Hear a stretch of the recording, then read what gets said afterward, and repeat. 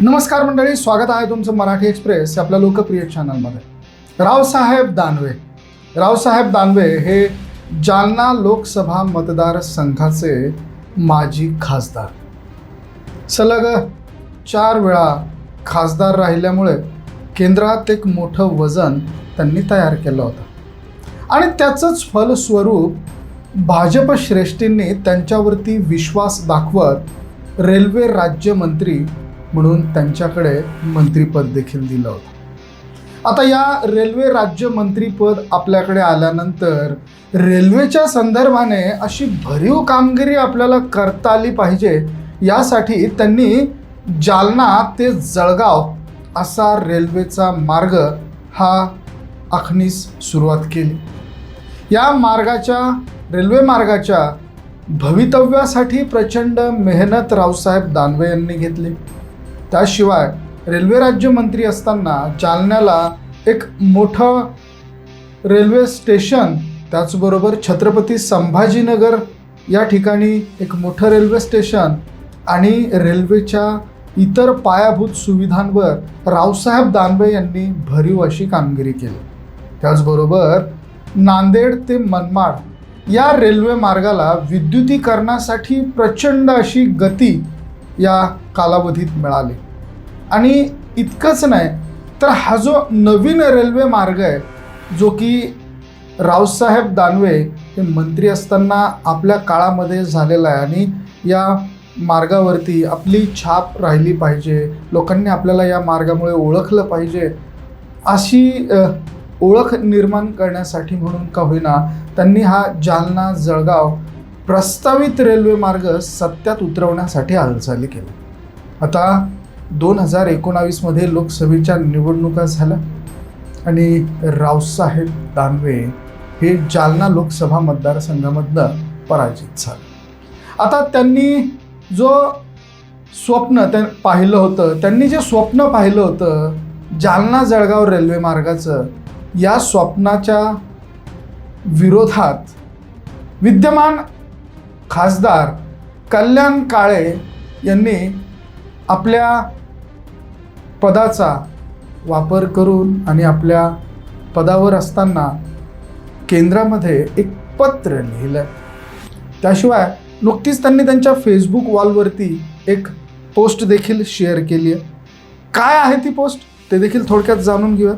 तर मंडळी, ती पोस्ट अशी आहे की ज्यामध्ये कल्याण काळे यांनी लिहिलेलं आहे की जालना लोकसभेतील शेतकऱ्यांच्या हक्कासाठी ही माझी ठाम भूमिका असणार आहे. जालना जळगाव प्रस्तावित रेल्वे प्रकल्पांतर्गत जालना लोकसभा क्षेत्रातील सुपीक, हा मुद्दा महत्त्वाचा आहे, सुपीक कृषीभूमी अधिग्रहणाबाबत शेतकऱ्यांच्या गंभीर अडचणी लक्षात घेऊन मी केंद्रीय मंत्री श्री अश्विन वैष्णवजी यांना सविस्तर पत्र पाठवलेलं आहे. त्या पत्रामध्ये स्पष्टपणे मांडलेलं आहे की शेतकऱ्यांची सुपीक जमीन वाचली पाहिजे. पर्यायी सरकारी आणि चारा जमीन, म्हणजेच आपण त्याला गायरान जमीन म्हणतो, अशा आधारित मार्गांचा गांभीर्याने विचार झाला पाहिजे.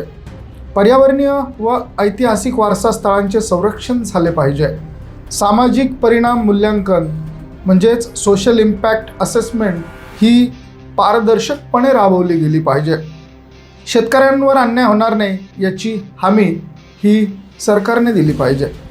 विकास आवश्यक आहेत, परंतु तो शेतकऱ्यांच्या भवितव्याच्या किमतीवर नाही, तर जालना लोकसभेतील प्रत्येक शेतकरी बांधवांसोबत मी खंबीरपणे उभे आहे, अशा ठळक वैशिष्ट्यांसह त्यांनी पत्र हे केंद्रामध्ये पाठवलेलं आहे.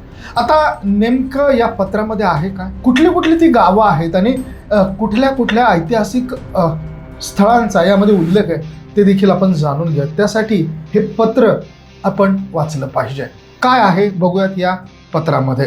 तर मंडळी, हे जे पत्र कल्याण काळे यांनी लिहिलेलं आहे, त्या पत्रामध्ये स्पष्टपणे नमूद करण्यात आलेलं आहे की प्रस्तावित भूमि अधिग्रहण संविधान के अनुच्छेद 21 में जीवन एवं उपजीविका के अधिकार और उसका प्रत्यक्ष उल्लंघन है, क्योंकि भूमि के बिना किसानों के पास उपजीविका का कोई अन्य साधन उपलब्ध नहीं है. पूर्व में किए गए सर्वेक्षण के अनुसार सिल्लोड शहर के पूर्वी भागों से आह्वाना, वरुड़, डोंगरगाव, सारोळा, पानवडोद, अनाड ऐसे होते हुए वैकल्पिक मार्ग उपलब्ध आहे. म्हणजे त्यांचं म्हणणं आहे की आव्हाना, वरुड, डोंगरगाव, सारोळा, पानवडोद आणि अनाड ह्या गावांच्या व्यतिरिक्त आणखी देखील वैकल्पिक मार्ग या भागात उपलब्ध आहे. म्हणजे या गावांमधनं हा जो रेल्वे मार्ग प्रस्तावित होतोय या व्यतिरिक्त देखील इतर ठिकाणांचा विचार केला पाहिजे असं ते यावेळेस म्हणतात. तर पुढे त्यांचं असं म्हणणं आहे की वर्तमान प्रस्तावित मार्ग के कारण राज्य महामार्ग क्रमांक 753F पर 2 स्थानों पर बड़े क्रॉसिंग्स, नदी पर पुल, ओवरब्रिज तथा अंडर ब्रिज का निर्माण आवश्यक होगा. म्हणजे आताचा जो प्लॅन तयार आहे त्याच्यामध्ये दोन जागांवरती मोठाल्या क्रॉसिंग्स असल्याचं कल्याण काळे म्हणतात, नद्यांवरती पूल असल्याचं म्हणतात, त्याचबरोबर ओव्हरब्रिज आणि त्याचबरोबर अंडर ब्रिजचा देखील निर्माण कार्य हे करावं लागणार आहे आणि यासाठी अनावश्यक वित्तीय भार हा सरकारला भरावा लागणार असं देखील ते नमूद करतात. आणि या परियोजनेची लांबी जी आहे ती 24 किलोमीटरने वाढू शकते असं देखील ते या ठिकाणी म्हणतात. त्याचबरोबर ते असं देखील म्हणतात की सिल्लोड शहराच्या पूर्वी भागात जिथे आव्हाना, वरुड, डोंगरगाव, सारोळा, पानवडद आणि अनाड ही गावं आहेत याच्या आजूबाजूला गायरान जमीन आहे आणि या गायरान जमिनीमधनं जर का हा मार्ग गेला तर सरकारला जास्तीचे पैसे देखील भरावे लागणार नाहीत. पुढचा मुद्दा त्यांचा असा आहे की प्रस्तावित जालना जळगाव रेल्वे परियोजनेचा मार्ग विश्वविख्यात ऐतिहासिक अजिंठा लेणी या पर्वत क्षेत्रामधनं जातोय आणि त्यामुळे टनल ही त्या पर्वतरांगेमध्ये खोदण्याचं काम करावं लागणार आहे. आणि अजिंठा लेणी एक संरक्षित विश्वाची धरोहर आहे आणि सुरंग किंवा बोगदा ज्यावेळेस जर का आपण तयार करतोय तर त्या बोगद्याच्या निर्माण प्रक्रियेमध्ये मोठमोठ्या मशीन्स वापरल्या जातील, त्यामधनं कंपन तयार होण्याची शक्यता आहे आणि जे ऐतिहासिक वारसा आहे आपल्याकडचा त्या ऐतिहासिक वारशाला मोठी हानी होण्याची शक्यता या ठिकाणी नमूद करण्यात येते. त्याचबरोबर या क्षेत्रातून मोठमोठी वनं आहेत, वन्यजीव या ठिकाणी भरपूर आहेत. त्याचबरोबर ह्या योजनेमुळे पर्यावरणाचा समतोल हा होणार आहे, पर्यावरण असंतुलित होणार आहे, वन्यजीवांना देखील मोठी हानी पोहोचण्याची शक्यता आहे आणि प्राकृतिक आवास जे पर्यावरणात नैसर्गिक पद्धतीनं पक्ष्यांची आणि प्राण्यांची जी नैसर्गिक घरं आहे ती उद्ध्वस्त होण्याची मोठी शक्यता या ठिकाणी त्यांनी वर्तवून दाखवली आहे.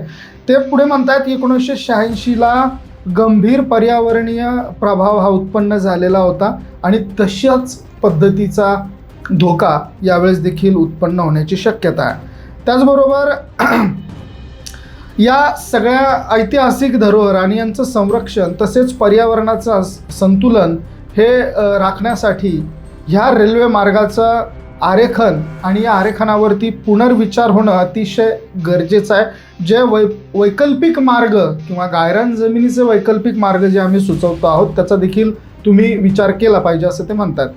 या क्षेत्रात शेतकऱ्यांच्या जमिनी आहेत ज्या खेळणा मध्यम प्रकल्प परियोजनेमध्ये अधिग्रहित झालेल्या आहेत. बाकी राहिलेल्या ज्या जमिनी आहेत त्या अत्यंत कमी आहेत आणि या परियोजनेमुळे त्या कमी जमिनी देखील या शेतकऱ्यांच्या हातून निघून जाण्याची शक्यता नाकारता येत नाही. त्यामुळे शेतकरी हे भूमिहीन या ठिकाणी होणार आहेत. उंडणगाव क्षेत्रात 30 ते 35 वर्ष जुनी बाग बगीचा आहेत जे की या परियोजनेमुळे नष्ट होण्याची शक्यता आहे आणि 800 ते 900 चौरस मीटर इतके वृक्ष आहेत. 900 ते 1000 यामध्ये अमृद म्हणजेच पेरूची झाडं आहेत. 800 ते 900 हे यामध्ये चिकूची, तर 800 ते 900 या ठिकाणी चिकूची झाडं आहेत, 900 ते 1000 पेरूची झाडं आहेत आणि 300 ते 150 सीताफळांची झाडं आहेत आणि 300 ते 400 लिंबाची झाडं आहेत आणि 50 हे चिंचाची झाडं आहेत जी की प्रचंड जुनी आहेत. आणि या सगळ्यांची जो मोबदला आहे तो मोठ्या प्रमाणात हा शासनाला द्यावा लागणार आहे. त्यामुळे गायरान जमिनीतून हा मार्ग घेऊन जावा असं कल्याण काळे हे सुचवतात. त्याचबरोबर रेल्वे लाईनच्यामुळे अनेक शेतकरी हे भूमिहीन होणार आहेत. भूमी वेगवेगळ्या भागांमध्ये विभाजित होणार आहे, ज्यामुळे जी ओलाती खाली आलेली जमीन आहे ती नष्ट होऊन जाणार आहे. त्याचबरोबर त्यामध्ये काही पाईपलाईन्स देखील दाबणार आहेत, त्यामध्ये विहिरी दाबणार आहेत आणि पशु देखील यामध्ये त्यांची मोठ्या प्रमाणात हानी होण्याची शक्यता आहे. आणि त्याच्यामुळे ह्या सगळ्या गोष्टी ह्या क्षतिग्रस्त होणार असं ते या ठिकाणी वर्तित करतात. तर संबंधित क्षेत्र आणि याची जवळपास 20 फूट अशी काळी जमीन या ठिकाणी उपलब्ध आहे. म्हणजे अगदी सुपीक अशी जमीन ही या ठिकाणी आहे असं ते म्हणतात. 20 फुटापर्यंत काळी जमीन या ठिकाणी असल्याचं ते सांगतायत आणि त्यामुळे ह्या मार्गामुळे मोठी हानी या ठिकाणी होण्याची शक्यता आहे. तर मंडळी, अशा पद्धतीचं असंख्य वेगवेगळ्या मुद्द्यांवरती त्यांनी एक भलं मोठं पत्र हे केंद्राकडे लिहिलेलं आहे आणि यातनं जी प्रमुख गावांची नावं या ठिकाणी घेण्यात आलेली आहे अशा गावांमधनं आधी हा मार्ग जाणार होता. आता कल्याण काळे जे खासदार आहेत जालना लोकसभा मतदारसंघाचे, ते गायरान जमिनीचा मार्ग सरकारला सुचवतात. याबद्दल तुमचं मत काय? तुम्हाला काय वाटतं? कमेंटमध्ये अवश्य नोंद करा. व्हिडिओ तुम्हाला आवडला असेल तर शेअर जरूर करा आणि हे लेटर तुम्हाला वाचायचं असेल तर आम्ही त्याची लिंक जी कल्याण काळे यांच्या पेजवरती आहे ती तुम्हाला पेस्ट करतो आहोत. लिंकला क्लिक करून तुम्ही हे पूर्ण लेटर वाचू शकता. म्हणजे हा व्हिडिओ तुम्हाला कसा वाटला कमेंट करून अवश्य कळवा. आवडला असेल तर शेअर जरूर करा. बघत रहा मराठी एक्सप्रेस. धन्यवाद.